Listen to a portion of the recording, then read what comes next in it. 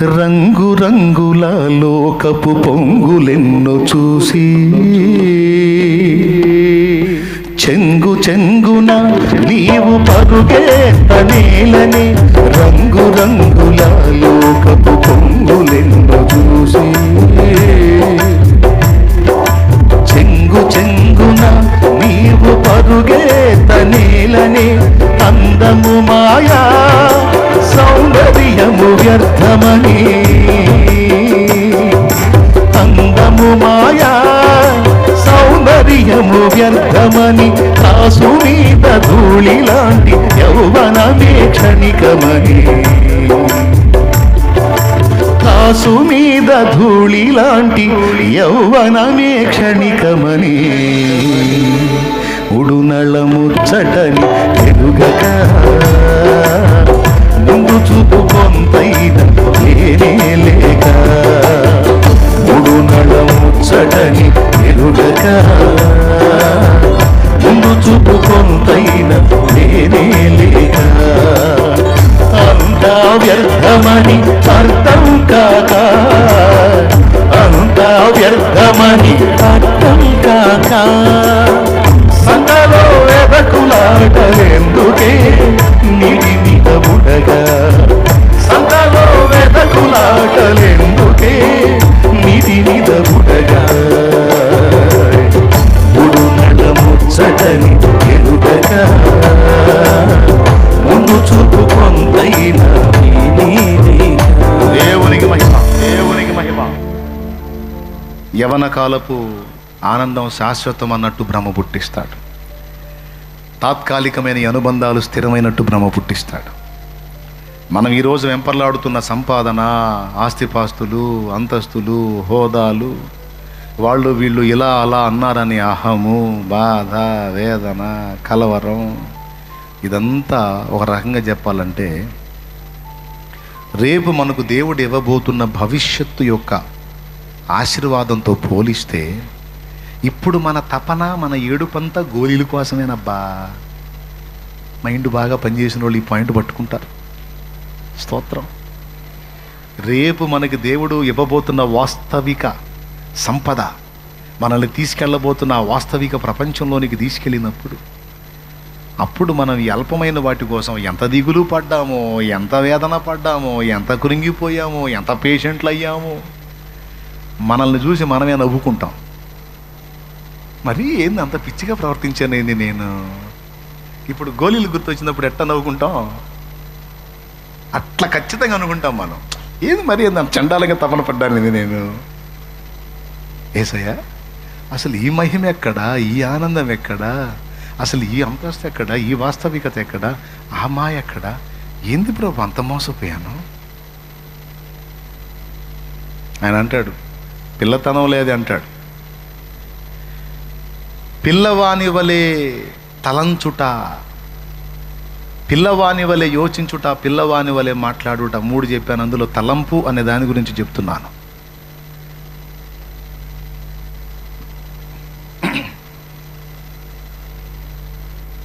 చక్రవర్తులేరి, సామ్రాజ్యాలేయి, కట్టుకున్న కోటలు శిథిలాలయ అలా ఉన్నాయి, కానీ కట్టించిన రాజుల అడ్రస్ లేకుండా పోయారు. అందరూ స్థిరం శాశ్వతమని భ్రమించి బ్రతికారు.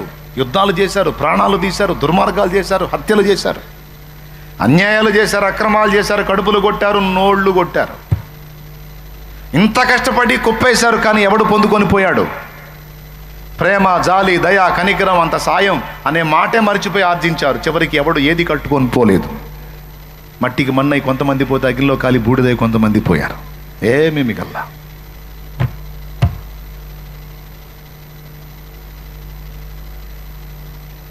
ఈరోజు మనం కలిగి ఉండే ఎంతవరకు ఉంటాయో తెలియదు. ఇది వాస్తవం. కాబట్టి మొత్తం టెంపరీ కదా. కట్టిన ఇల్లు దగ్గర నుంచి, కలిగి ఉన్న బంధాల దగ్గర నుంచి, మనం కలిగి ఉన్న ప్రాణం దగ్గర నుంచి, టోటల్ లైఫ్ అంతా కూడా శాశ్వతమా, టెంపరీయా? నోరు తెరిచి చెప్పండి. తాత్కాలికమేగా. మరి ఈ లోకము, ఈ బ్రతికే తాత్కాలికమైనప్పుడు ఈ అనుభవాలు కూడా తాత్కాలికమే, శ్రమలు కూడా తాత్కాలికమే, సమస్యలు కూడా తాత్కాలికమే, అవమానాలు కూడా తాత్కాలికమే, నిందలు, ఇరుకులు, ఇబ్బందులు కూడా తాత్కాలికమే. ఇవన్నీ కూడా అల్పమైనవే. ఇంకెక్కువసేపు చెప్పను, మీ పని అయిపోయింది, నాకు తెలుసు. అయిపోయింది మీకు. స్తోత్రం చెప్పండి సంతోషంగా. అది సౌండ్ రాలా, దేవుని చేత మరి ఎప్పుడని చెబుతా, మరి ఎప్పుడని చెబుతాలేండి. ప్రశాంతంగా అంత ఛాయ్ దాకా వచ్చి ప్రార్థన చేసుకుని ఇంటికి పోండి.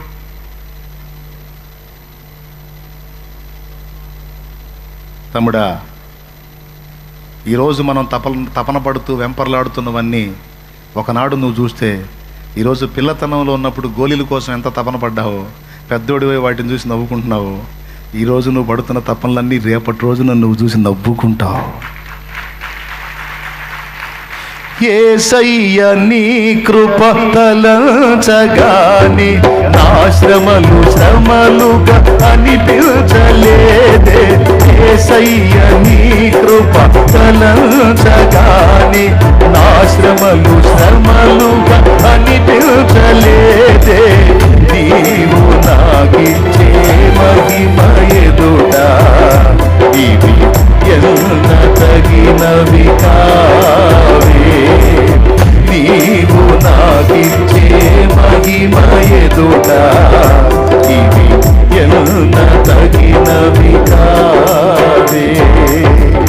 సుగుణాల సంపన్నుడా, స్తుతి గానాల వారసుడా, జీవితును నిత్యము నీ నీడను ఆస్వాదింతును నీ మాటల మకరందము. జీవితును నిత్యము నీ నీడను ఆస్వాదింతును నీ మాటల మకరందము. సుగుణాల సంపన్నుడా. ఈ లోకాన్ని ప్రేమించి, ఈ బంధాలను ప్రేమించి, ఈ పాపాన్ని ప్రేమించి, ఈ భోగాలను ప్రేమించి మారు మనసు పొందునానా అంటే మారు మనసు పొందడు, రక్షణ పొందమ్మంటే రక్షణ పొందదు, పాపాలు గడుక్కోమ్మా బాప్తిస్మం ఉందంటే బాప్తిస్మం పొందదు. చూద్దాంలేండి, తర్వాత లేండి, టైం ఉందిలేండి, ఇప్పుడు తొందర ఏముందిలేండి.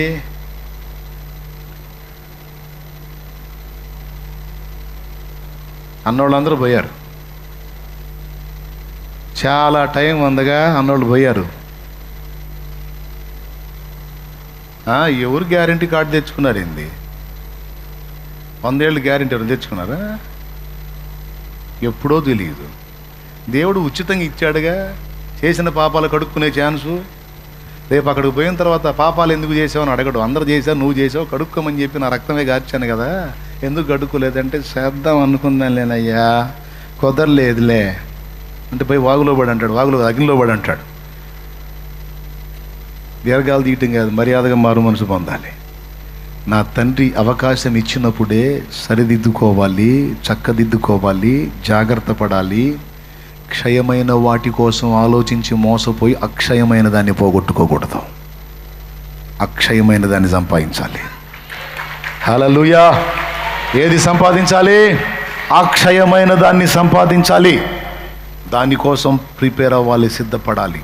దానికి మొదటి అడుగు మారు మనసు, రెండవ అడుగు పాపక్షమాపణ నిమిత్తం బాప్తిస్మం, మూడవ అడుగు పరిశుద్ధాత్మ అభిషేకం, నాలుగవ అడుగు దేవుని సేవ. మనం ప్రయాసపడాలి.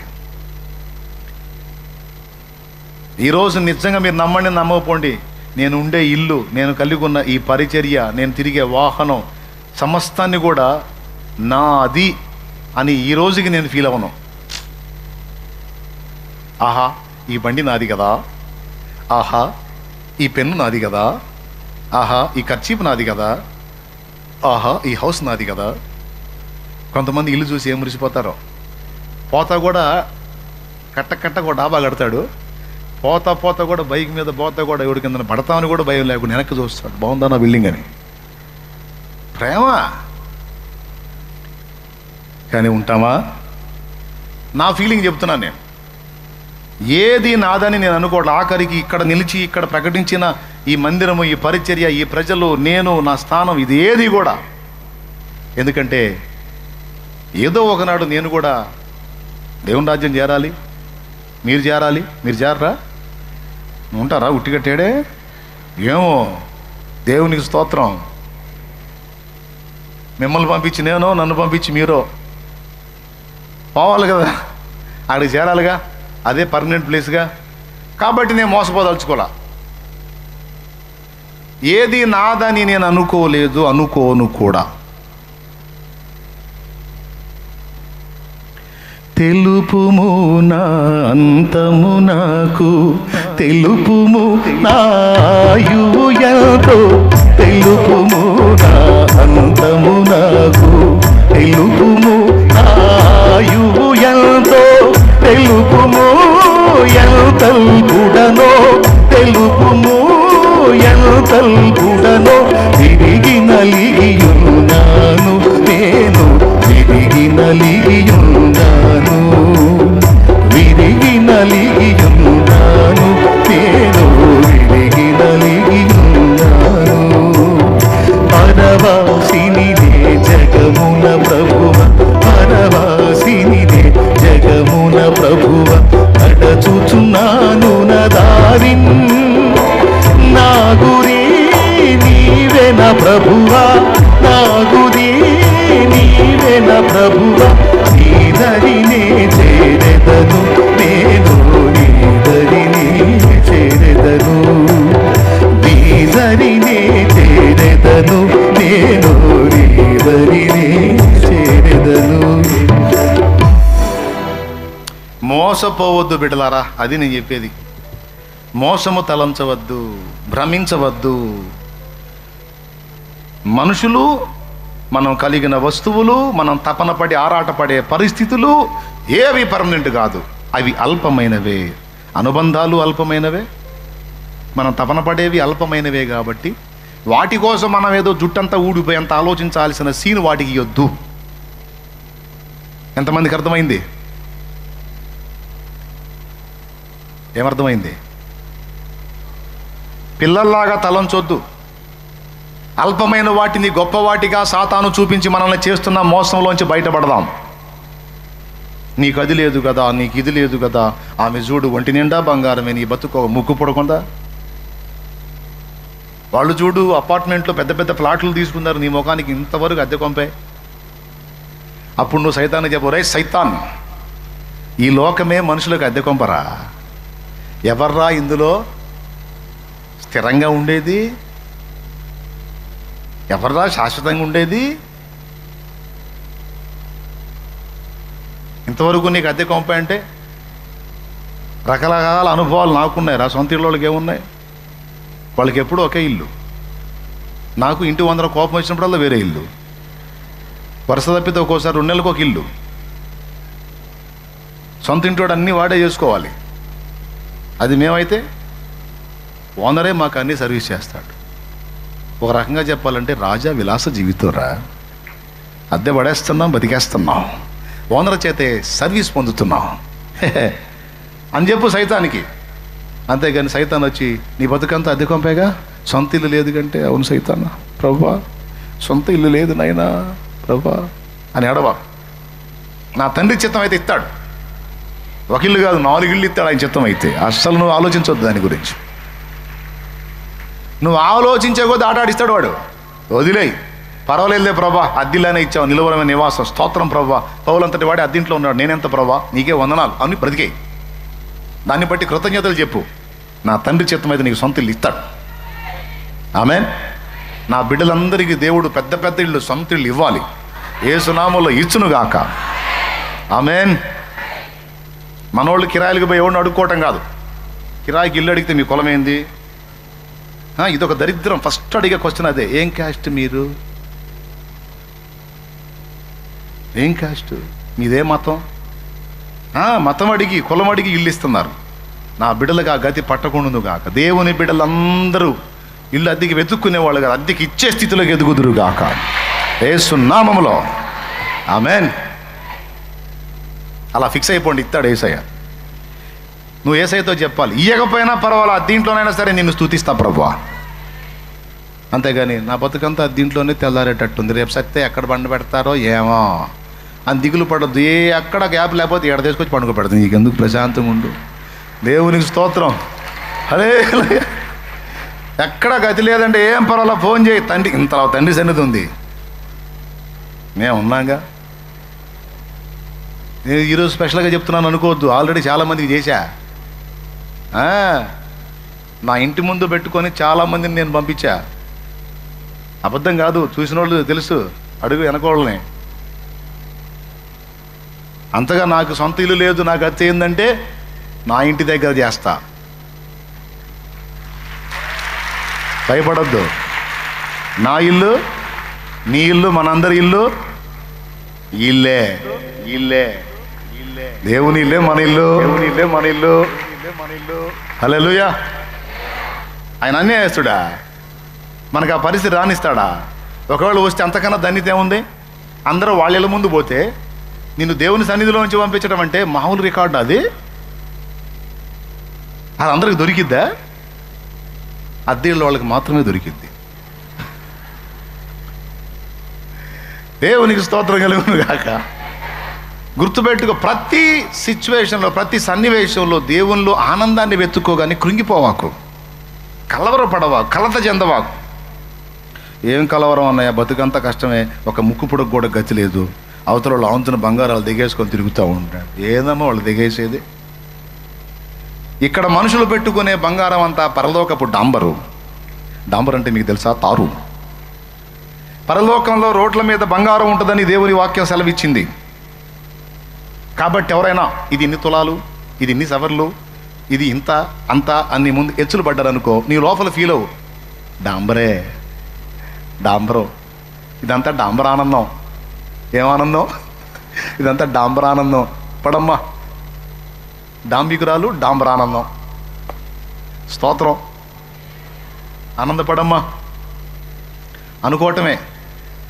అడిగారు అనుకో, ఏంటోదినా కనీసం నీకేంది, ఏం కొనిపెట్టట్లేదు, ఏం లేదు, నీ పరిస్థితి ఏందో చాలా బాధగా ఉంది అందనుకో, నాకు అట్లాంటిది ఏముంటుంది అదినే. మేమంతా విశ్వాస కుటుంబం కదా, దేవుడిని నమ్ముకునే వాళ్ళం కదా మేము, మాకు ఈ బంగారాలు, ఈ వెండి, ఇవన్నీ మాకు లెక్కలో కాదు అంటే అనుకుంటుంది. లేక ఈ డైలాగులు వేస్తుంది, ఉంటే ఆమె కూడా పెట్టుకోదా ఏంది, లేక వేస్తుంది ఈ డైలాగ్ అనుకుంటారు. అప్పుడు నువ్వు చెప్పు, ఉన్నా మేము దానికి విలువ ఇవ్వం, డబ్బు ఉన్నా మేము దానికి విలువ ఇవ్వం. ఎందుకంటే ఈ లోకము కంటే శ్రేష్టమైన బంగారమును సైతము నా దేవుడు మా పాదాల కింద ఉంచబోతున్నాడు. కడలి లేని కడగండ్లు లేని కల్లోల స్థితి గతులు జరిగేదాని, కడలి లేని కడగండ్లు లేని కల్లోల స్థితి గతులు జరిగేదాని, సువర్ణ వీధులలో నడిపించెదవా నా యేసయ్యా, సువర్ణ వీధులలో నడిపించెదవా నా యేసయ్యా, సియోనులో స్థిరమైన పునాది నీవు, సియోనులో స్థిరమైన పునాది నీవు. దేవునికి మహిమ. ఏడుస్తారా బంగారం లేదని? ఫీల్ అవుతారా బంగారం లేదని? పెట్టుకునే వాళ్ళని చూసి ఒంటి నిండా బంగారమే, ఒంటి నిండా బంగారమే, ఒంటి నిండా బంగారమే.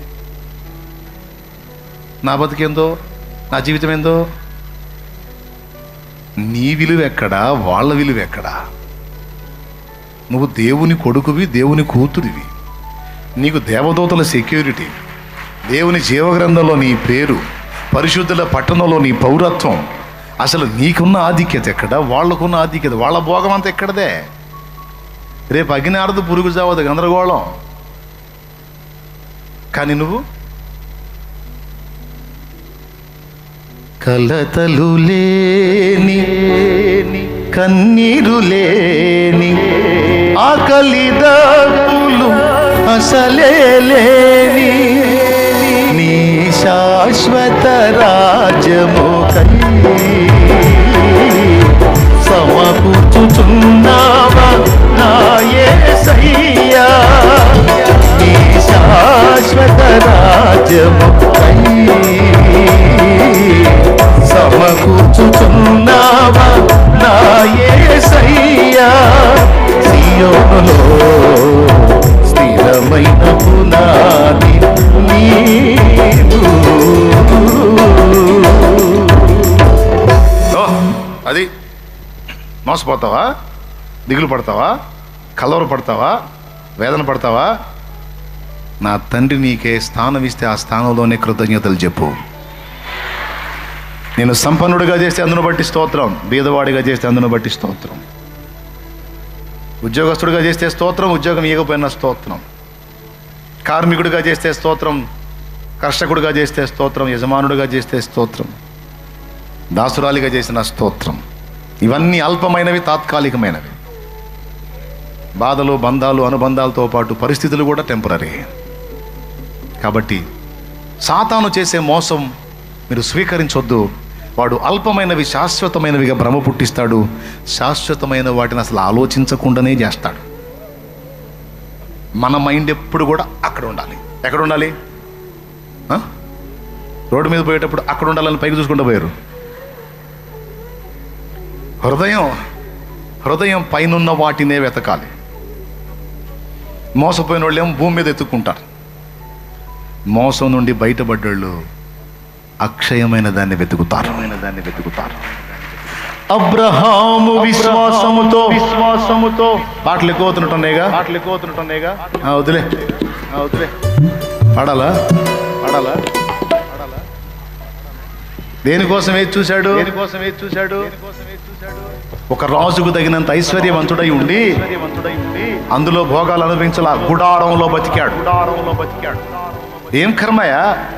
చక్కని పక్క భవంతి కట్టుకుని అందులో ఎంజాయ్ చేయొచ్చు కదా, ఈ గుడారం బతికేంది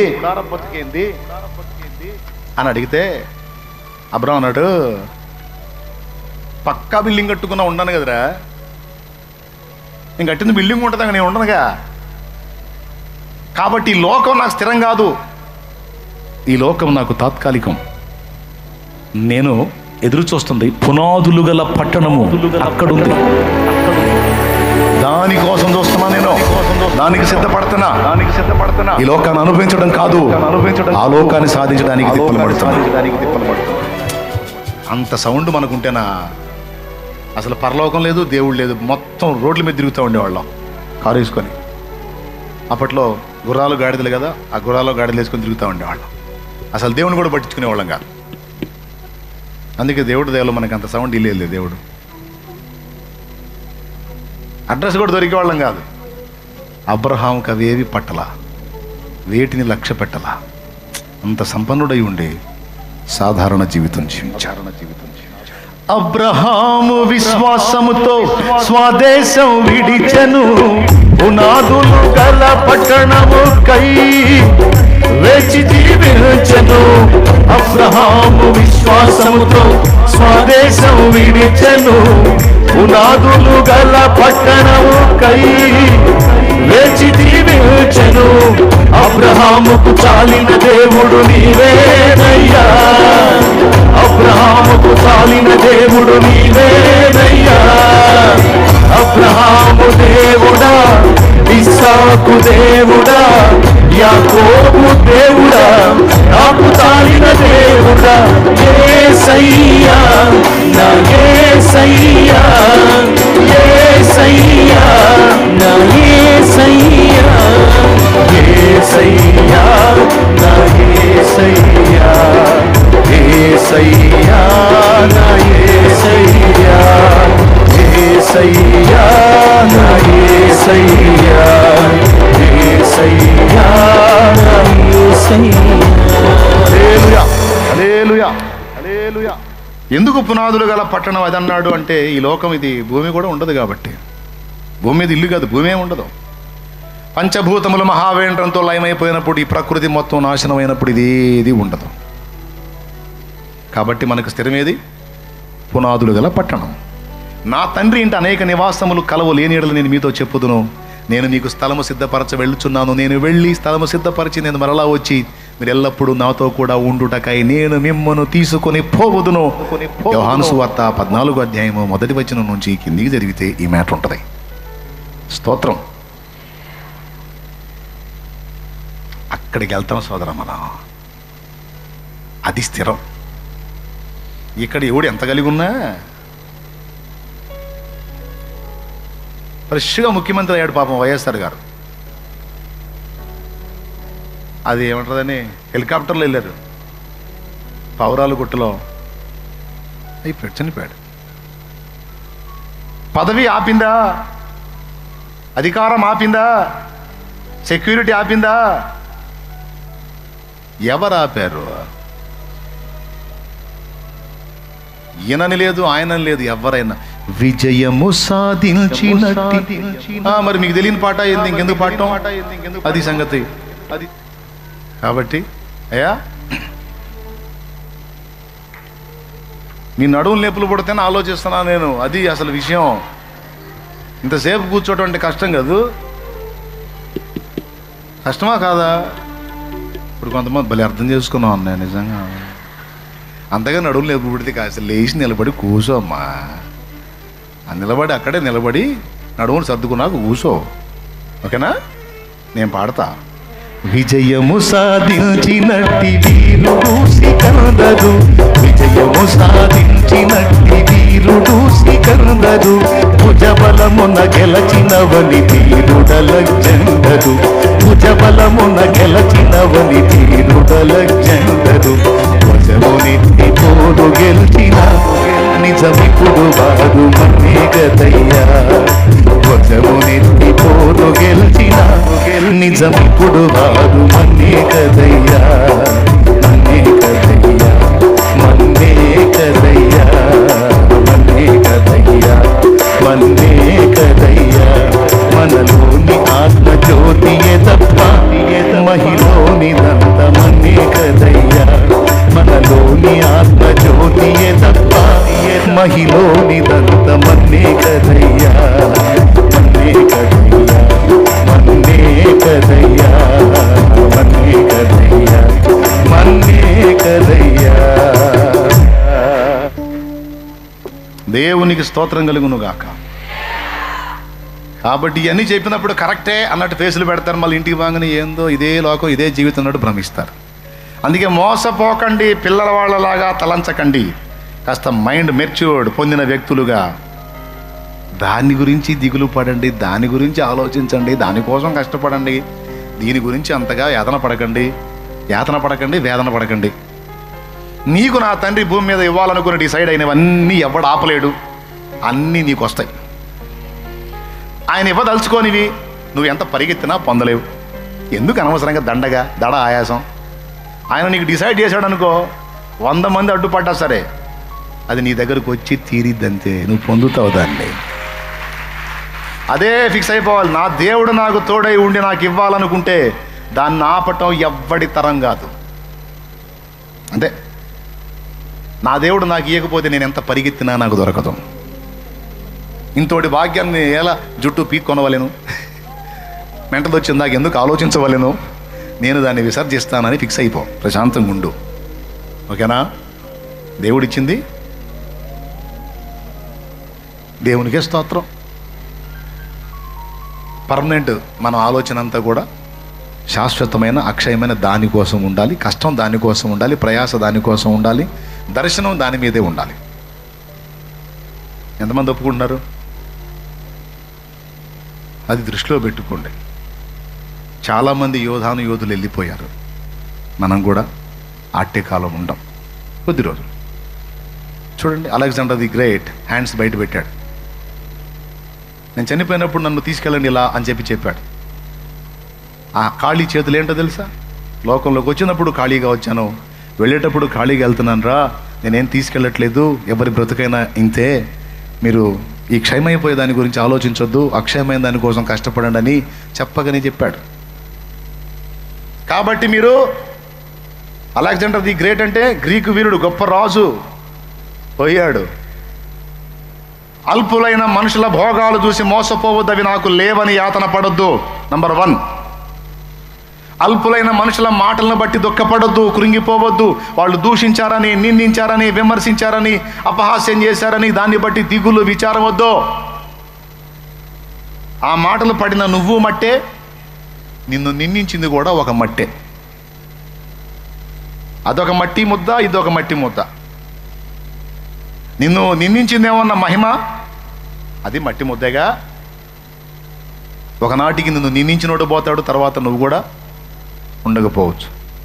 ఎప్పుడు ఇక్కడ స్థిరుడు లేడు. కాబట్టి వాళ్ళు నన్ను తిట్టారు, వీళ్ళు నన్ను దూషించారు, వాళ్ళు అలా అన్నారు, వీళ్ళు ఇలా అన్నారని వేటిని గురించి కూడా కృంగుబాటులోనికి రానియొద్దు. నీ మనసుని సాతాను చేసే మోసంలోకి వెళ్ళిపోవద్దు. నువ్వు వాడు ఇదే జీవితం పర్మనెంట్, ఇదే లైఫ్ పర్మనెంట్ అని భ్రమ పుట్టిస్తాడు, మోసగిస్తాడు. ఆ మోసంలోకి వెళ్ళొద్దు. దూషణలను లక్ష్య పెట్టొద్దు. సమాజంలో ఎప్పుడు కూడా నిన్ను ప్రేమించే వ్యక్తులు కొంతమంది ఉంటే, నిన్ను ద్వేషించే వాళ్ళు కొంతమంది ఉంటారు. అందరినీ ఎప్పుడు సంతోషపెట్టాలని ట్రై చేయొద్దు. అందరికీ ఇంపుగా ఉండాలని ఎప్పుడు ట్రై చేయొద్దు. ఎంత మంచిగా బతికినా, ఎంత నీతిగా ప్రవర్తించినా, ఎంత జాగ్రత్తగా ఉన్నా ఒక వర్గం నిన్ను ఎప్పుడు ద్వేషిస్తానే ఉంటుంది. ఎందుకంటే దేవుడు అంతటి వాడికే తప్పలా ఈ బాధ. యేసు ప్రభుని అందరూ మెచ్చుకుంటారా? ప్రపంచంలో కొంతమంది అచ్చంగా యేసుని ద్వేషించే జాతి ఉంది. ఏం చూసి, ఏం తప్పు చేశాడు, ఏం లోపం ఉంది, కానీ ఎందుకు అంత అసభ్యంగా యేసును మాట్లాడతాడు?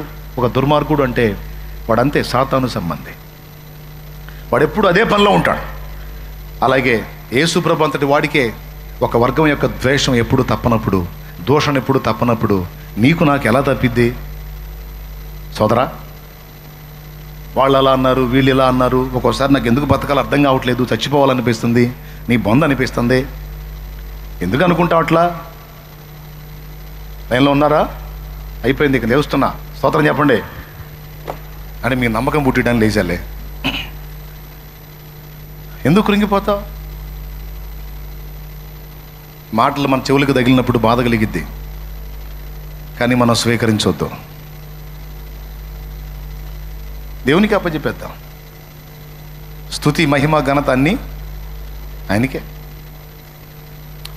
గౌతమ బుద్ధుడు మంచి ఫేమస్, ఆయన మంచి వ్యక్తి. గౌతమ బుద్ధుడు ఎంతమందికి తెలుసు? సిద్ధార్థుడు అని పేరు ఆయనకి.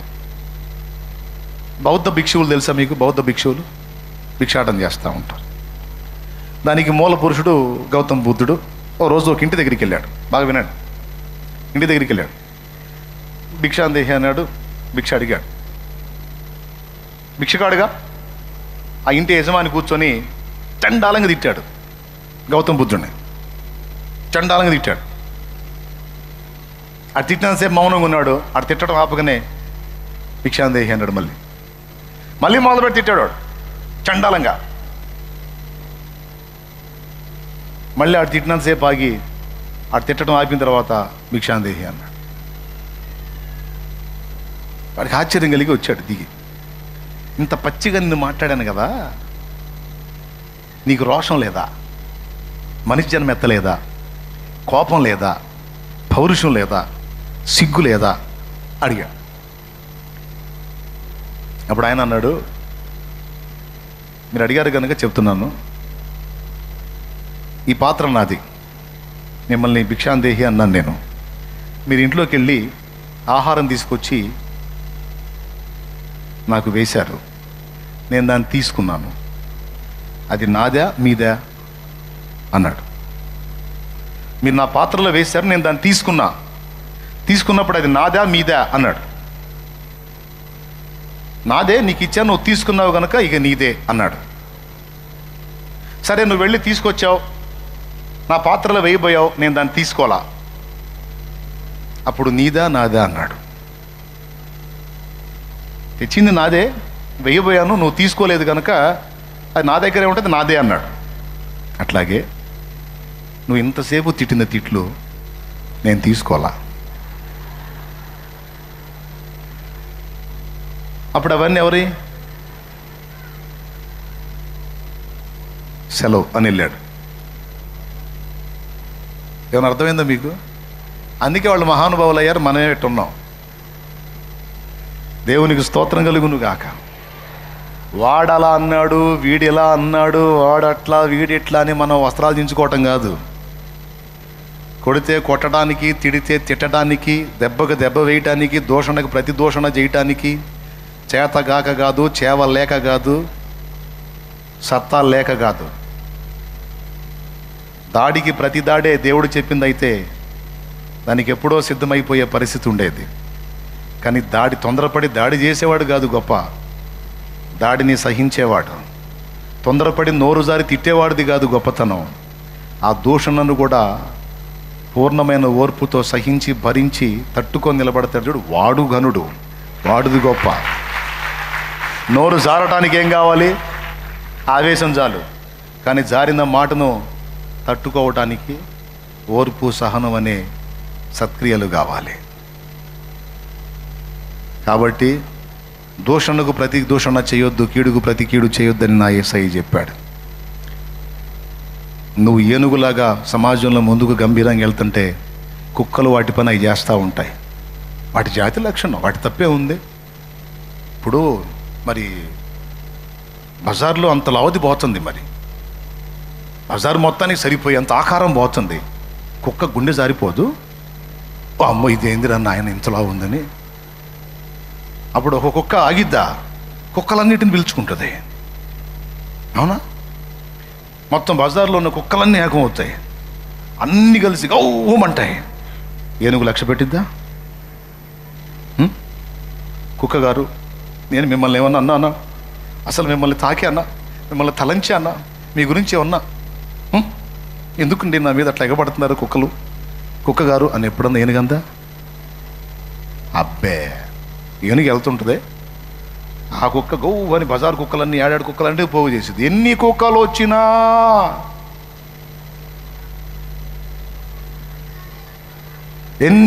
వచ్చినా దాన్ని తొండం ఖరీదు చేయవు, దాని కాలి ఖరీదు చేయవు. ఏదైనా దాని ముందుకు వచ్చి తొండానికి చిక్కిందా ఇక మళ్ళా మొరగటానికి దాని లైఫ్ ఉండదు.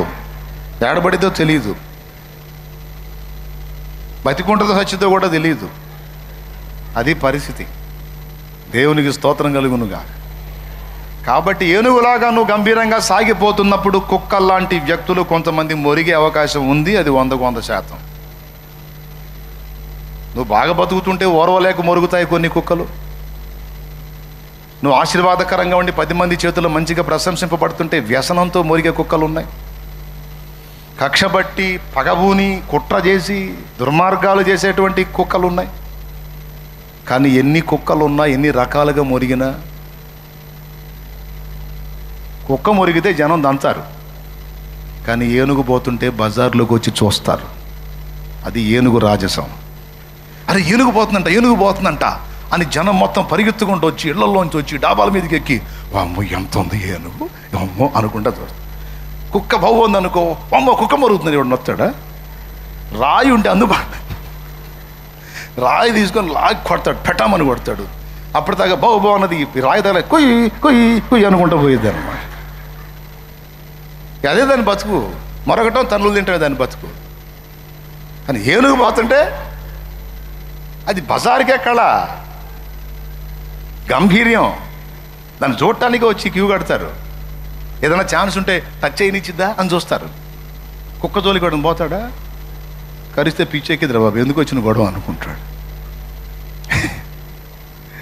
కాబట్టి తమ్ముడు, ఈరోజు కాకపోతే రేపు, రేపు కాకపోతే ఎల్లుండైనా సరే నిన్ను దేవుడు ఏనుగులాగే నిలబెడతాడు.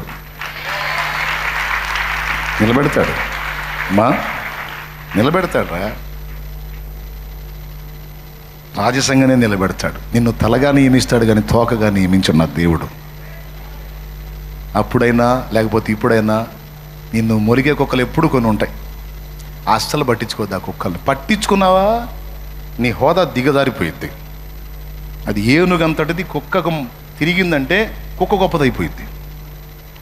అది కుక్క ఎంత గొప్పదిరా, అంతలా ఏనుగు నిలేసింది నీకు జనమంతా ఏనుకెళ్ళి కాదు కుక్కకెళ్ళి చూస్తారు.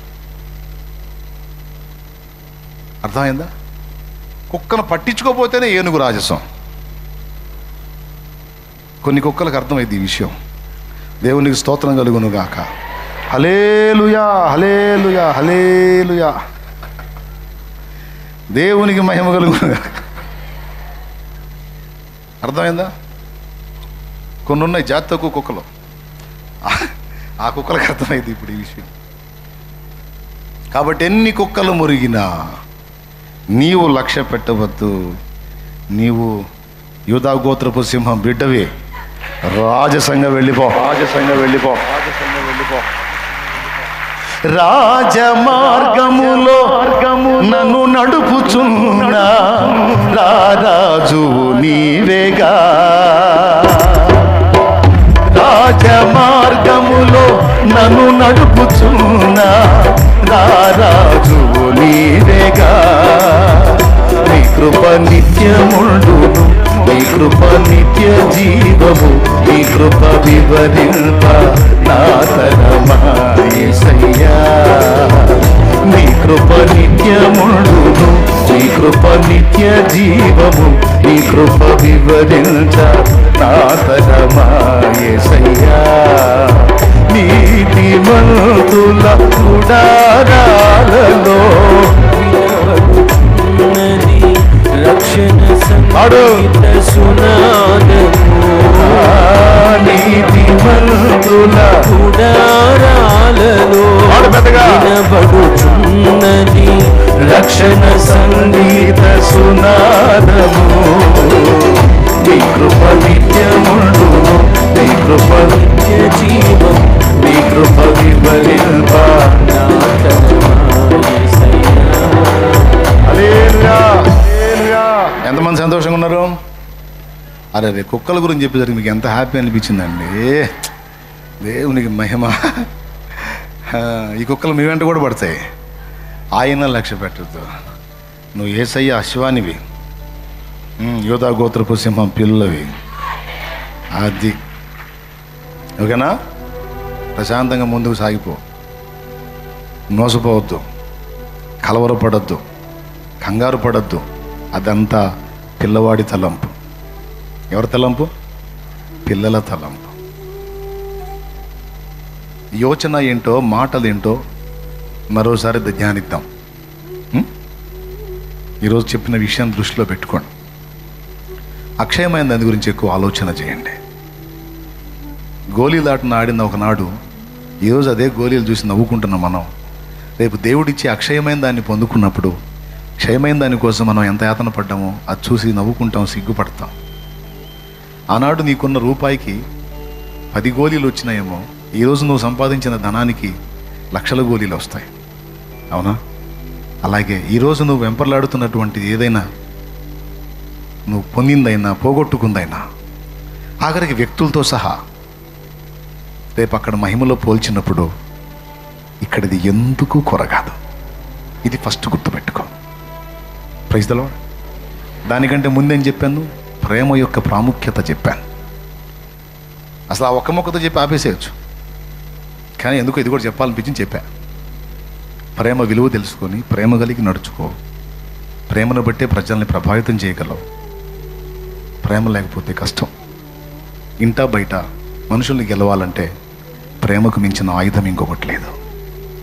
అది సాధన చేయి, ఫస్ట్ది. రెండవది, పిల్లవాని దగ్గర నేర్చుకోవాల్సిన సుగుణాలు కొన్ని ఉన్నాయి, నేర్చుకోకూడని బలహీనతలు కొన్ని ఉన్నాయి. వాటిలో ఒకటి మోసపోయే తత్వం, అల్పమైనవి శాశ్వతమైన భ్రమించే తత్వం. వాడికి తెలియదు. పెద్దవాళ్ళు మనకు తెలుసు. వాడు పోయి తనులు తింటుంటాడు గోళీలు ఆట దగ్గర. అరే గోళీలు రా, ఎంత రా అవి అంటాం మనం. లేదు డాడీ ఇవే నాకు కావాలంటాడు వాడు. అలాగే పిల్లల మనసు ఏంటంటే అల్పమైన వాటిని స్థిరమని భ్రమిస్తారు, అల్పమైన వాటిని ప్రేమిస్తారు, అల్పమైన వాటి కోసం ఆరాటపడతారు. పిల్లల మైండ్ అది. యేసయ్య మహిమతో మనల్ని చూసినప్పుడు మనం వాటి కోసం వీటి కోసం ఏడుస్తుంటే ఆయన పక్కన కూర్చొని ఏమంటాడు తెలుసా? నా కుమారి అవి అల్పమైనవిరా, నా కుమారుడు అవి అల్పమైనవి, వాటి కోసం ఎందుకు దిగులు పడుతున్నావు, ఎందుకు కలవరపడుతున్నావు, ఎందుకు యాతన పడుతున్నావు? నీకు కావాల్సినవన్నీ నేను ఇస్తా కదా, ఈ భూమి మీద నీ మనుగడ సాగాటానికి కావాల్సినవన్నీ నేను ఏర్పాటు చేశా కదా. నీ మైండ్ అడ్డు పెట్టు, నా వైపు పెట్టు, నేను ఇచ్చే వాటి వైపు పెట్టు, నా చిత్తం వైపు పెట్టు. వాటి గురించి ఎందుకు నువ్వు దిగులు పడుతున్నావు? గోళీలాట కోసం పిల్లవాడు గోళీల కోసం తపన పడితే మనం ఎంత బాధపడతామో. ఈరోజు గోళీల కంటే హీనమైన అల్పమైనవి, అల్పమైన లోక భోగాల కోసం మనం యాతన పడుతున్నప్పుడు దేవుడు అంతే బాధపడతాడు. సరి చేసుకుందాం. ఇవి అల్పమైనవి నాకు తెలుసు ప్రభువా, అయినా భూమి మీద నేను మనుగడ సాగించాలి గనక, నలుగురిలో ఒక్కడిగా నేను ఉన్నాను గనక ఏదో మానవ సంబంధంగా యాతన పడుతున్నాను. కానీ ఇవన్నీ నాకు పర్మనెంట్ కాదు, అక్షయమైంది నీ దగ్గర ఉందని నాకు తెలుసు. నువ్వే నాకు ఎప్పటికీ శాశ్వతం అని తెలుసు, నీ మహిమే నిజమని తెలుసు అని దేవుని వైపు మళ్ళుకో. సాతాను చేసే మోసాన్ని స్వాగతించవాక. దిగులు పడతావా? కృంగిపోతావా? కలవరంలో బతుకుతావా?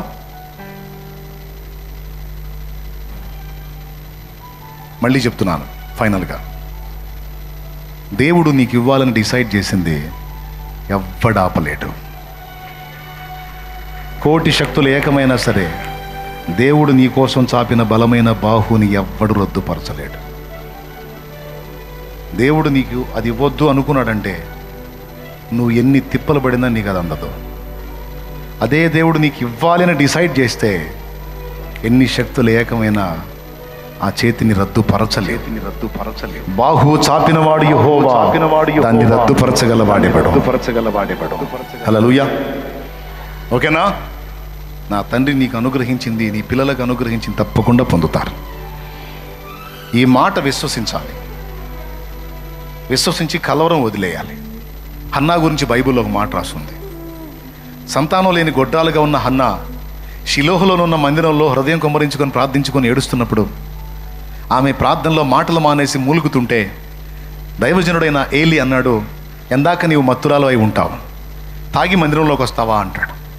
ఆమె అంటది, నేను తాగలేదు, నేను తాగుబోద్దని కాదు, నేను యెహోవా సముఖంలో పిల్లలు లేని గొడ్రాలని గనుక నా బాధని నా హృదయాన్ని కుమ్మరించుకుంటున్నాను నా దేవుని సన్నిధిలో అన్నప్పుడు ఆయన బాధపడి, అర్రే నేనే పొరపాటు పడ్డాను అని, అమ్మా నీవు ఆశించినట్టే నా దేవుడు నీకు జరిగించుగాక, తప్పనిసరిగా నీకు దేవుడు సమాధానం ఇస్తాడు పో అంటాడు. బైబిల్లో రాస్తుంది, నిజంగా దేవుడు అనుగ్రహించి నాకు సంతానాన్ని ఇస్తే నేను దాన్ని, ఆ సంతానాన్ని, వాణిని యెహోవాకు ప్రతిష్ఠిస్తానని తీర్మానం చేసుకొని వెళ్ళిన హన్నా నాట నుంచి దుఃఖముఖిగా ఉండుట మానేను అని రాస్తుంది.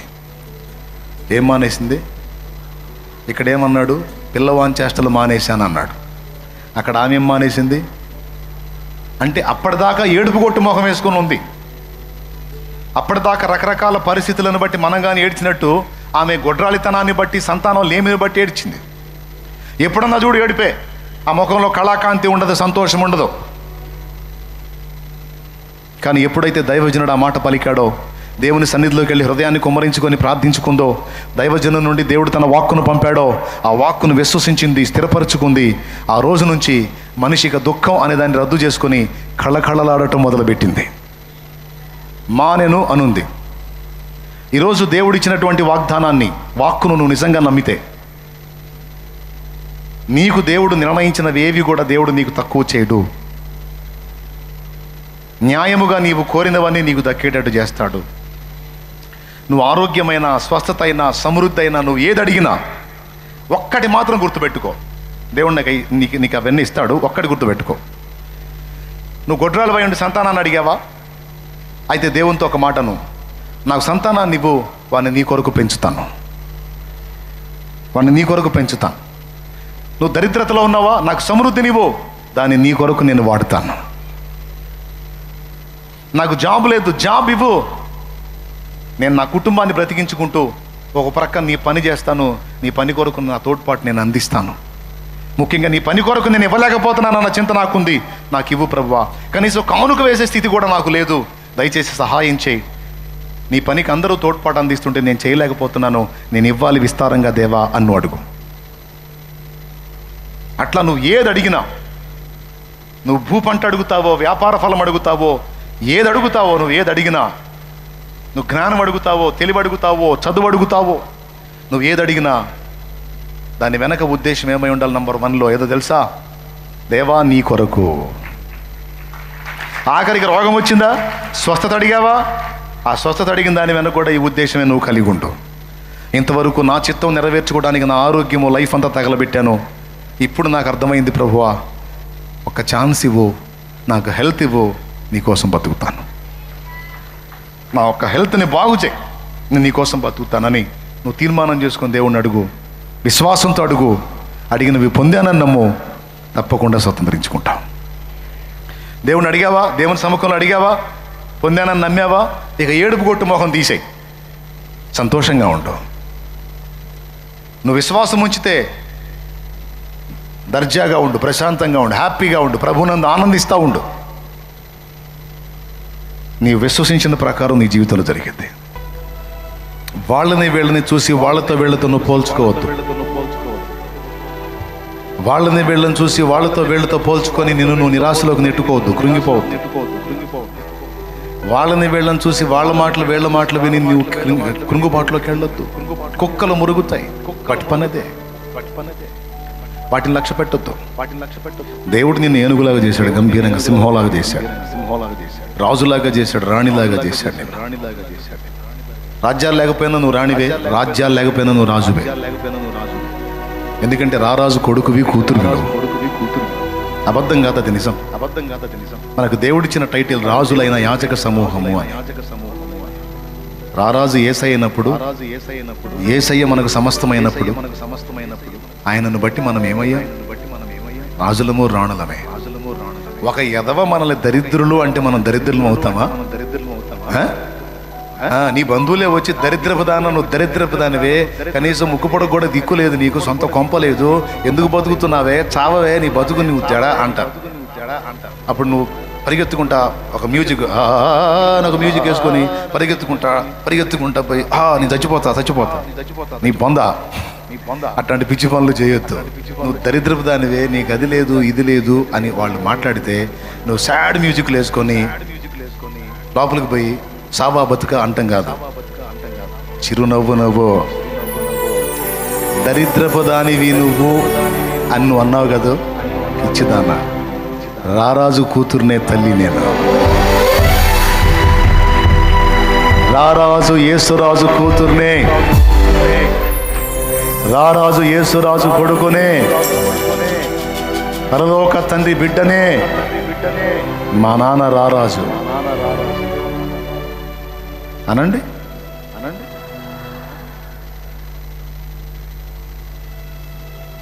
మీరంటున్నారా?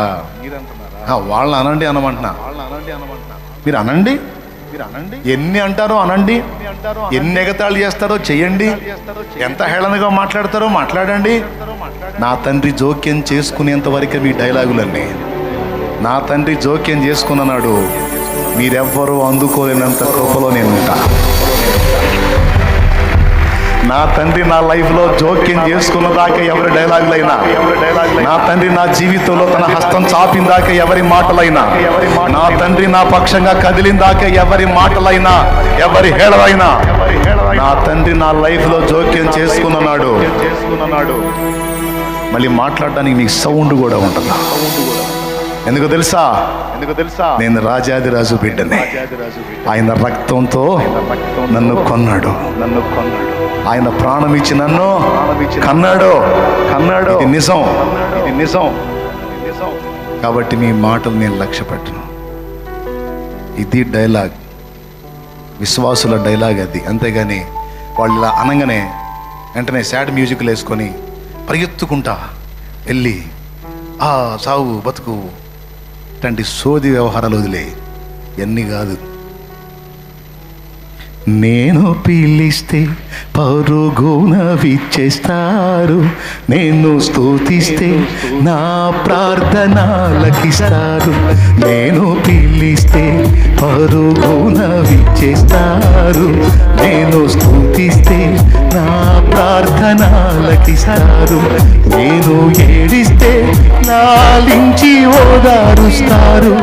ఓ ఎంత గొప్ప ప్రేమ నా యేసుకి, ఓ ఎంత గొప్ప ప్రేమ నా యేసుకి. నేను పిలిస్తే పరుగున విచ్చేస్తారు, నేను స్తుతిస్తే నా ప్రార్థన లకిస్తారు. నేను ఏడిస్తే లాలించి ఓదారుస్తారు.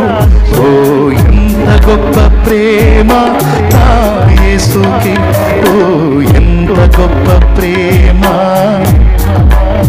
దేవునికి మహిమ. ఎంత దీన స్థితిలో ఉన్నా సరే నీ హృదయంలో కలవరం రానియొద్దు.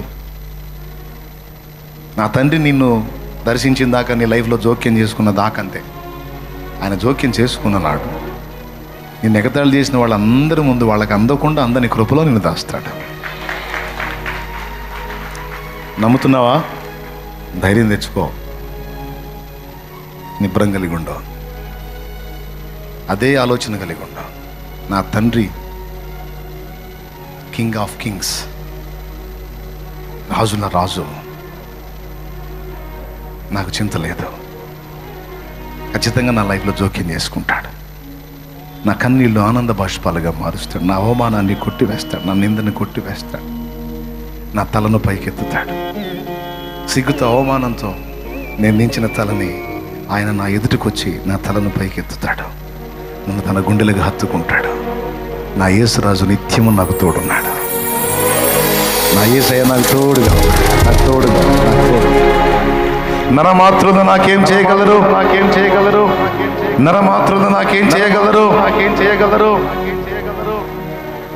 ధైర్యం తెచ్చుకొని ధైర్యంగా ఉండాలి. పిల్లల్లో రెండవది కలవరం. చిన్నదానికి భయపడే నైజం అది కలిగి ఉండొద్దు. పిల్లల్లో మొదటిది మోసపోయే తత్వం అయితే, రెండవది చిన్నదానికి కలవరపడే తత్వం, మూడవది అల్పమైనవి స్థిరమైనవని భ్రమించే తత్వం పిల్లల్లో. గోళీలు ఎంత, కానీ వాటి కోసం వాడు ఎంతకైనా దిగిస్తాడు. అల్పమైనవి గొప్ప అనుకునే తత్వం, మోసపోయే తత్వం, చిన్నదానికి కలవరపడే తత్వం. ఈ మూడు మనం కలిగి ఉంటాం. వాటిని అధిగమించాలి. దేవుణ్ణి బట్టే. ఆమేన్.